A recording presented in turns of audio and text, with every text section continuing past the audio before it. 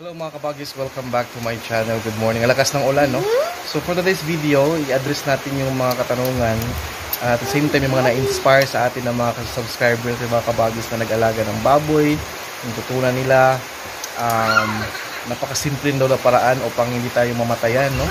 May mga alternatibong paraan, organic na paraan na safe sa baboy at the same time hindi ma-stress yung mga baboy. And ganyan lang daw dapat mag-alaga ng mga fatteners at mga baboy specifically, no? So sagutin natin yan mga kabagis. So make sure mga kabagis nag-subscribe tayo palagi at nag-subscribe sa channel na to. Subscribe natin yan and make sure na i-like natin yung mga videos natin mga kabagis at mag-comment kayo doon kasi dyan tayo magkuha ng mga ideas and content natin mga kabagis in the future. So thank you so much. Just keep on watching.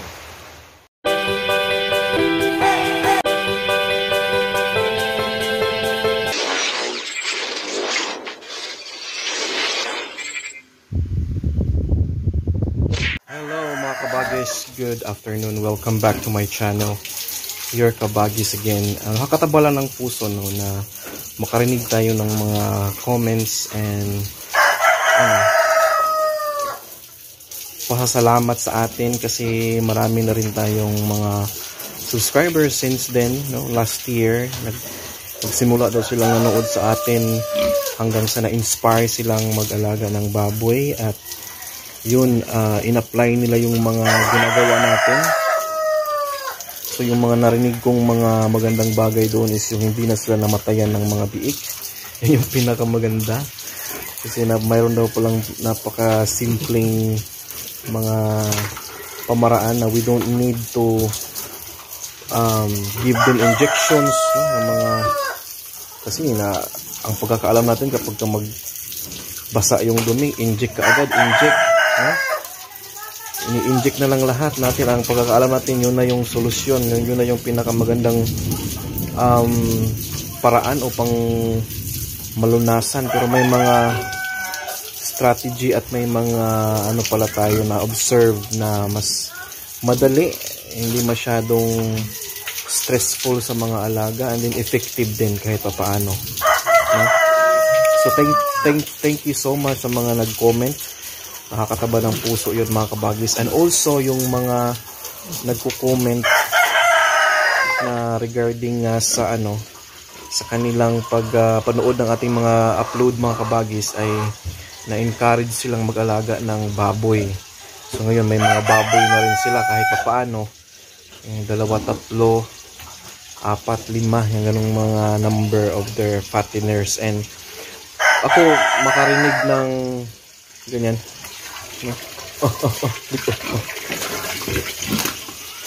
To be honest with you mga kabagis, makarinig ako ng mga ganyang mga comment na nagpapasalamat na may natutunan kayo kahit pa paano ay nakakataba ng puso at nakaka-inspire mga kabagis na mag-upload pa ng maraming videos, no, sa inyo. And yun, salamat din. And nagkaroon tayo ng chance na nagkakilala even if online lang sa YouTube, and then na-encourage ko kayo, yun, nagkaroon kayo ng panahon na i-consider yung pag-alaga ng baboy. Kasi nung una kahit ako naman pinakamaling konsepto sa pag-alaga ng baboy mga kabagis is yung unang pag-alaga mo pa lang, unang batch mo pa lang, kikita ka na. Hindi ganun yung konsepto at yung dapat yung thinking natin. Ang akin lang, as long as ini-enjoy mo yung ginagawa mo sa pag-alaga ng baboy, and at the same time para sa iyo libangan, at i-consider mo rin na sideline, hindi yung unang bili, unang pag-alaga, iniisip mo kaagad yung pera at ganansya o yung profit. So ang ending niyan mga kabagis is di-discourage ka talaga. So yung mga ganyang bagay is to follow na lang yan, most especially kapag naaral mo na yung pag-alaga, naaral mo na yung mga dapat gawin, kasi iniisip nila minsan is pera ka agad. And then suddenly once nandun na yung mga biik na ilagaan na, namatayan. Iyon, alam mo yun, yung bang before kayo mag-isip ng profit or pera sa pag-alaga, i-make sure nyo muna yung mga basic or mga, when I say basic knowledge natin sa pag-alaga, ay nakuha natin at naintindihan natin. So that once nagdesisyon tayo mga kabagis na mag-alaga na, hindi tayo mamatayan at hindi tayo malugi. Alam nyo ba, napakalaking lugi niyan once mamatayan ka. Most especially dito sa pag-alaga ng gagawin nating inahin. Imagine niyo ilang months yan kumakain, kumukonsumo, and then suddenly kapag manganak na, may mga case talaga na malas tayo sa mga pro. Sana hindi itong first batch ko, no.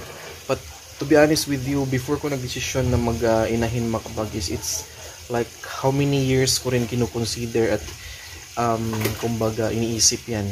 Hindi yan basta-basta na mag-inahin ka lang kasi trip mo at nagustuhan mo na. Kailangan talaga pag-isipan at paghandaan din kahit pa paano yung kaalaman mo, yung pag-alaga mo sa mga biik, yung pag-alaga mo sa mismong inahin. Yun, so dapat paghandaan mo yan mga kabagis. The same din dito sa mga fatteners natin. Kasi mostly naman sa atin ng mga backyard farming talaga is magsa-start tayo sa pag-alaga ng fatteners. And sometimes first batch pa lang wala na, hindi na tayo magpo-progress kasi mga first few weeks pa lang namatayan na kasi hindi din alam paano gamutin yung mga biik natin. So if you want to know more about that, mayroon tayong mga previous videos paano natin alagaan yung biik by letting them eat yung mga organic food, yung mga dahon-dahon, talbos ng kamote, dahon ng alatundan, mga ganyan. At yung mga strategy din natin mga kabagis, yung before natin sila paliguan, ilang days bago natin sila or after natin silang nabili. So yung mga ganong klaseng mga pamaraan, so importante talaga yun, yung mga ganong klaseng mga pamaraan mga kabagis, kasi nga we have to make sure na mayroon tayong alternative, hindi lang yung puro injection na lang, puro pagkakaalam kasi natin, kung hindi may injeksyonan yan ng gamot talaga is mamamatay na, which is yun din yung dahilan bakit mahirapan mag-recover yung ating mga alaga, kasi nga konting kimbot, konting basang dumi lang, mararatel na tayo at mag-inject na kaagad. So meron tayong mga ginagawang strategy dito, and I'm happy na marami tayong natutulungan, mayroon tayong mga nabigyan ng mga kaalaman, and then sinishare din nila sa atin yung mga resulta. Luckily maganda yung mga resulta. Same din sa atin. So far mga kabagis, sa pag-alaga natin mga kabagis, wala tayong mortality when it comes to basa yung dumi ng mga biik na nabili, or yung mga lumalaki na ng baboy ayaw gumana, hindi masyadong maganang kumain, namatay kasi nga ganito ganyan. So wala, kasi nga we have to make sure na mabigay natin yung tamang pag-alaga. Yun, in-explain ko kahapon sa previous video ko regarding doon sa mga matamlay, ayaw kumain, simple lang talaga yan. And then once yung mga biik ninyo kapag tingin ninyo basang dumi, halos lahat na, before ninyo pakainin ng talbos ng kamote or mga organic food na sinasabi natin, i-adjust nyo muna yung feeds. For example, nagbigay ka ng maraming feeds noong umaga, tapos kinahaponan konti na lang. So yun mga kabagis, na kung bakit kaya ganito yung aking topic, kasi inaanyayahan ko kayo na habang may chance this month or next month, bibili kayo ng inyong biik na pwede ninyong alagaan as your fatteners, kahit 5 or 10, no?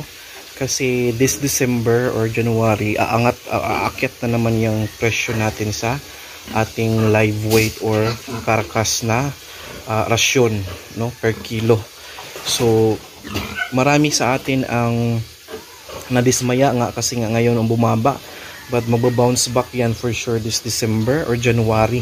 Katulad last year mga kabagis, grabe yung last year kasi it was a big mistake din kasi nag-release tayo ng mga fatteners natin October or first week of November, tapos pag December pumalo ng ganun kamahal yung presyuhan sa mga baboy, no?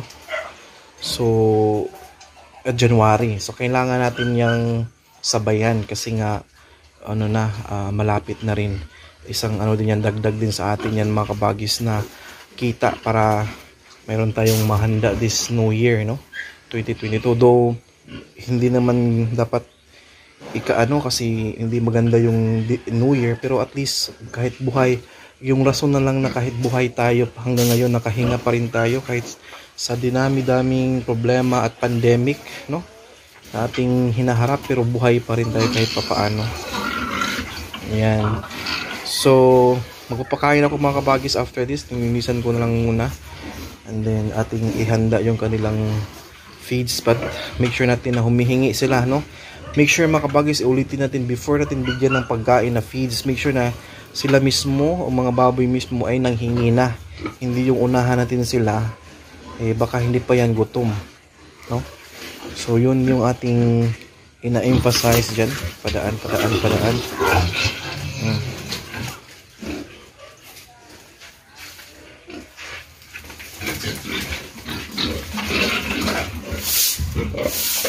Yung dumi.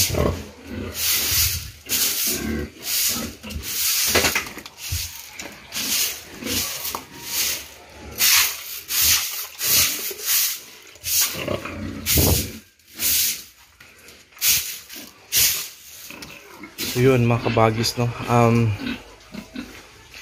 Ano pa ba yung ano natin? Ano to? It's a reaction video or sagot ko doon sa mga nagko-comment na na-inspire sila at nagkaroon sila ng idea, at ngayon hindi na sila namatayan ng biik, and then yun, kumbaga nabigyan natin sila ng mga impormasyon na based sa ating mga experiences. So yan, imagine niyo wala pa yung 3 months yung baboy natin mga kabagis, and then ganyan na sila kalaki. Make sure natin na healthy sila. So yun yung pinaka-importante doon, na walang sakit, maganang kumain para malaki at mabigat. So yun ang ulitin ko, kung nagbabalak kayong mag-alaga, bili na kayo this month, or this month is the best month to start para mga January, December, October, November, 3 months or 4 months na sila. So ito yung pinaka the best na month mga kabagis na mag-alaga kayo ng baboy. Okay. So yun, thank you so much again sa mga nag-comment at na-inspire sa atin, and hopefully mas marami pa po tayong ma-inspire, no? Hindi kailangan yung malaking kulungan, ulitin natin yan kabagis. So napakaliit lang ng kulungan ko. Yan, pwede niyang lagyan ng ganyan kalaki ng 10. You don't need, ang iba kasi magsimula ako kapag makabili na ako ng malaking lupa, hindi kailangan bumili. So ayan po, pinakain na natin ng kanilang lunch. Again, ulitin ko po, hindi kailangan na magkaroon ng hacienda or malaking lupa para gawing piggery or what not para magsimula. Maliit lang na area, basta't may septic tank and 2, 3, 5 baboy, maganda na yan i-start mga kabagis. Yung i-apply natin yung mga nalalaman natin ng mga paraan, kasi wag tayong dumigla na magkaroon ng malaking puhunan, minilyon na puhunan, tapos wala pa tayong mga ganong klaseng experience. Tendency malugi lang at mawalan yung ating puhunan dahil kasi wala pa tayong experience. Mag-start tayo ng 5, doon tayo mag-experience, and then mag-expand tayo kung kinakailangan, kasi alam na natin. Yan. So the best time, yung mga nagtanong kailan ang the best magsimula, ngayon, today is the best time for us to start mga kabagis. Kahit ilan lang yan, kahit maliit lang yung area, pwede na yan, no? So yun, thank you so much for watching.